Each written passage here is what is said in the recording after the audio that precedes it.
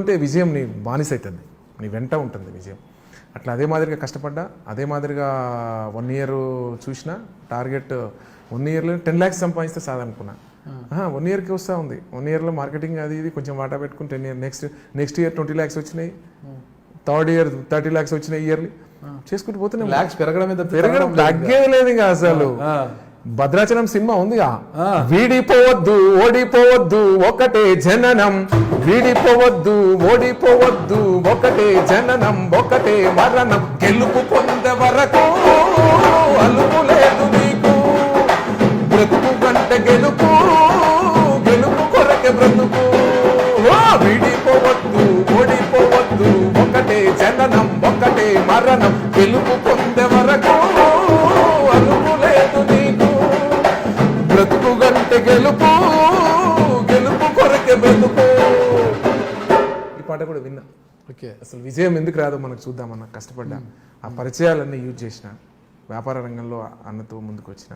సరే కలిసి ఒక 5 years కంటిన్యూ చేసిన, నేను అన్నతో కంటిన్యూ చేసిన. వెంచర్లకు చిన్న వాటా పెట్టుకున్నాను, అన్ని డబ్బులు అప్పుడు లేవు నా కాడ. చిన్న చిన్న వాటాలతోనే అన్న పెద్ద వాటాలు సరే మార్కెటింగ్ చేయడము, అందులో మార్కెటింగ్ వచ్చేది చాలు నాకు. అట్లా అట్లా చేసుకున్నా. దాని తర్వాత 5 years తర్వాత ఇప్పుడు రన్నింగ్ అయ్యే బిజినెస్ పార్ట్నర్లు మీ జిల్లాకు సంబంధించి నంద్యాల, రాయలసీమలతో మాకు మంచి అనుబంధం ఉంది.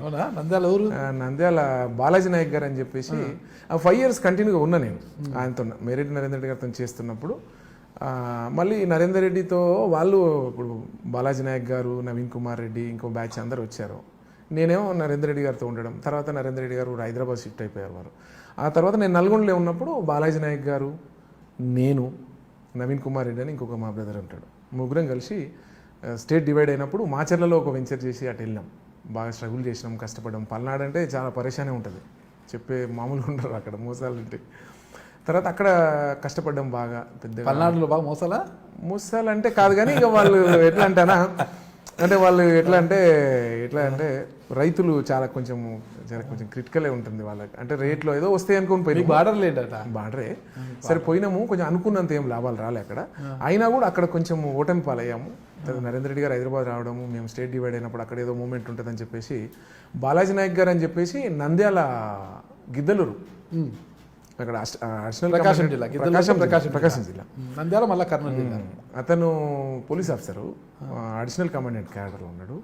సరే అతను కూడా చిన్న డిస్టర్బ్ అయ్యి, నేను వెంకటరెడ్డితో ఎట్లా డిస్టర్బ్ అయ్యాను, ఆయనకు కూడా ఉద్యోగంలో చిన్న డిస్టర్బ్ అయ్యి బయటకు వచ్చాడు.